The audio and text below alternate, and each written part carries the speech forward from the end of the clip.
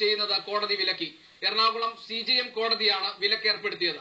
അഭയ കൊല്ലപ്പെടുകയായിരുന്നുവെന്ന് father Jose പുതുർക്കയിൽ narco പരിശോധനയ്ക്കിടെ പറയുന്നുണ്ട്. അഭയെ അടിച്ചു കൊല്ലുകയായിരുന്നു.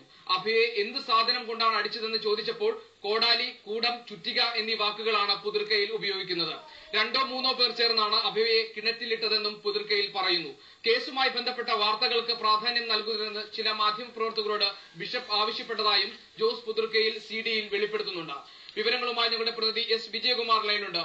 വിജയകുമാർ, ഉച്ച മുതൽ ഇങ്ങോട്ട് ഇന്ത്യ വിഷനിലൂടെ പ്രേക്ഷകർ കണ്ടതാണ് നാർക്കോ പരിശോധനയുടെ CD-യുടെ പതിപ്പ് ഇന്ത്യ വിഷൻ പുറത്തുവിട്ടത്. ഇതിനു മുൻപും രാജ്യത്ത് ഇത്തരത്തിലുള്ള അന്വേഷണ രീതികൾ, ദൃശ്യങ്ങൾ മാധ്യമങ്ങൾ പുറത്തുവിട്ടിട്ടുണ്ട്. ഇപ്പോൾ എന്താണ് മാധ്യമങ്ങൾക്ക് ഒരു വിലക്കുണ്ടാകാൻ കാരണം? എന്ത് വിശദീകരണമാണ് CJM കോടതി ഇതിന് നൽകുന്നത്? ഗോപി, സിസ്റ്റർ സെഫി കേസിലെ 3-ാം പ്രതി സിസ്റ്റർ സെഫിയുടെ ഹർജി കോടതിയുടെ മുൻപാകെ വന്നിരുന്നു. ഈ ദൃശ്യങ്ങൾ, നാർക്കോ പരിശോധനയിലെ ദൃശ്യങ്ങൾ കൊടുക്കുന്നതിൽ അവർക്കുള്ള വ്യക്തിപരമായ പ്രശ്നങ്ങൾ ഉന്നയിച്ചുകൊണ്ട്, അവരുടെ സ്വകാര്യതയിലുള്ള പ്രശ്നങ്ങൾ ഉന്നയിച്ചുകൊണ്ടായിരുന്നു ആ ഹർജി കോടതിയുടെ പരിഗണനയ്ക്ക് വന്നത്. ഹർജി പരിഗണിച്ച ചീഫ് ജുഡീഷ്യൽ മജിസ്ട്രേറ്റ് കോടതി ആ ദൃശ്യങ്ങൾ സംപ്രേഷണം ചെയ്തതിൽ നിന്ന് മാധ്യമങ്ങളെ വിലക്കിക്കൊണ്ടുള്ള ഉത്തരവ് പുറത്തിറക്കി. അല്പസമയം മുമ്പ് അദ്ദേഹം ഉത്തരവിൽ ഒപ്പുവെച്ചു എന്നാണ് നമുക്ക് അറിയാൻ കഴിയുന്നത്. ഈ ദൃശ്യങ്ങൾ സംപ്രേഷണം ചെയ്യരുത് എന്നാണ് ആ ഉത്തരവിൽ കോടതി വ്യക്തമാക്കുന്നത്. എന്നാൽ ഇത് സംബന്ധിച്ച് വാർത്തകൾ നൽകുന്നതിന് കോടതി വിലക്കൊന്നും ഏർപ്പെടുത്തിയിട്ടില്ല. കോടതി നടപടികളോ ഈ ദൃശ്യങ്ങളിൽ കണ്ടതിനു ശേഷമുള്ള വാർത്തകളോ നൽകുന്നതിന് കോടതി വിലക്കൊന്നും ഏർപ്പെടുത്തിയിട്ടില്ല. എന്നാൽ ആ ദൃശ്യങ്ങൾ നൽകുന്നത് കോടതി വിലക്കിക്കൊണ്ട് ഉത്തരവിറക്കി. ഇന്ന് ഉച്ച മുതൽ തന്നെ കേസുമായി ബന്ധപ്പെട്ട് ചില നടപടികൾ കോടതിയിൽ ഉണ്ടായിരുന്നു. പ്രതികൾക്ക് ഈ CD-കൾ നൽകിയതിനു ശേഷമാണ് അത് മാധ്യമങ്ങൾക്ക് ലഭ്യമായത്. പ്രതികൾക്ക് ലഭ്യമായ ഒരു വിവരം, ഒരു രേഖ അല്ലെങ്കിൽ ഏതെങ്കിലും ദൃശ്യങ്ങൾ അത് സംപ്രേഷണം ചെയ്യുന്നതിൽ ഏതെങ്കിലും വിലക്കുകൾ ഉള്ളതായി ആ സമയത്ത് വിവരമൊന്നും ലഭിച്ചിരുന്നില്ല. കോടതി ചില വാക്കാൽ പരാമർശങ്ങൾ നടത്തി എന്നതിനെ തുടർന്ന് ചില മാധ്യമങ്ങൾ ദൃശ്യങ്ങൾ നൽകുന്നതിൽ നിന്ന് പിന്മാറിയിരുന്നു.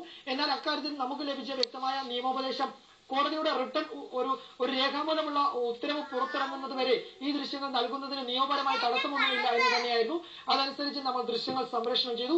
ഇപ്പോൾ നിയമപരമായ ഉത്തരവ്, രേഖാമൂലമുള്ള ഉത്തരവ് പുറത്തിറങ്ങിയ സാഹചര്യത്തിലാണ് ആ ദൃശ്യങ്ങൾ നൽകുന്നതിൽ നിന്നും നമ്മൾ ഒഴിവാകുന്നത്. എന്തായാലും അഭയ കേസിലെ 3 പ്രതികളും ഈ കുറ്റകൃത്യത്തിൽ സിസ്റ്റർ അഭയെ വളരെ നിഷ്ഠൂരമായി കൊല ചെയ്യുന്നതിലുള്ള അവരുടെ പങ്കാളിത്തം വ്യക്തമാക്കുന്ന വിവരങ്ങളാണ് ഈ നാർക്കോ പരിശോധന CD-യിൽ ഉള്ളത്. ആ ചോദ്യകുമാർ, ദൃശ്യങ്ങൾക്ക് വിലക്കുണ്ടെങ്കിലും വിവരങ്ങൾ മൂടിവെക്കാൻ കഴിയില്ല.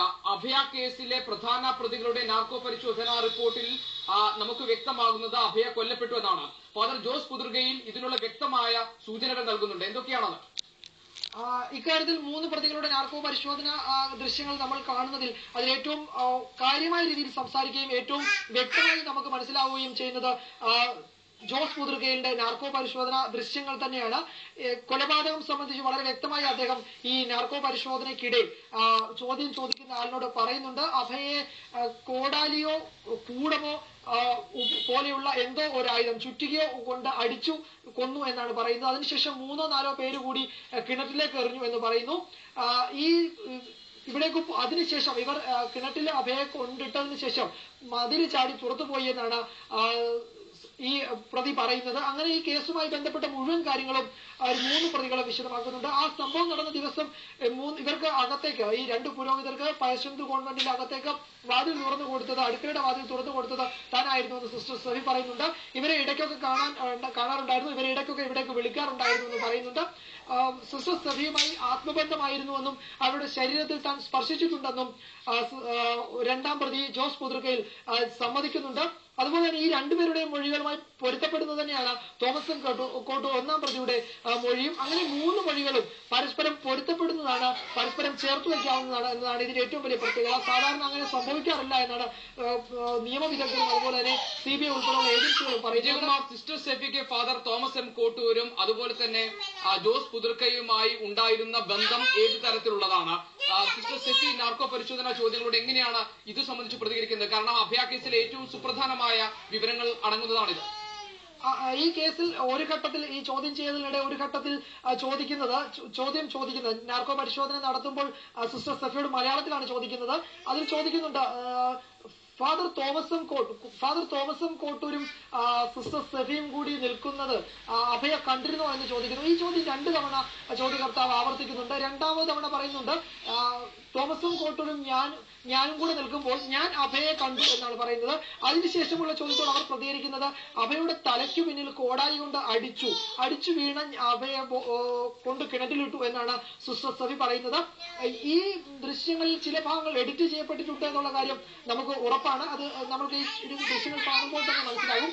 ഒരുപക്ഷെ അത് ഏത് സാഹചര്യത്തിലാണ് ഇവരവിടെ നിന്നത്, എന്തായിരുന്നു അവരുടെ ഉദ്ദേശം, ഏത് സാഹചര്യത്തിലാണ് ഈ അസമയത്ത് ഈ വൈദികർ അവിടെ വന്നത് തുടങ്ങിയ കാര്യങ്ങൾക്കുള്ള ഉത്തരം അവിടെ ഉണ്ടാവാം. പക്ഷേ ഒരു കാര്യം ഉറപ്പാണ്, ഇവരുടെ മൊഴികൾ വ്യക്തമായി രേഖപ്പെടുത്തി വിചാരണ CJM കോടതിയിൽ CBI സമർപ്പിച്ചിട്ടുണ്ടായിരുന്നു.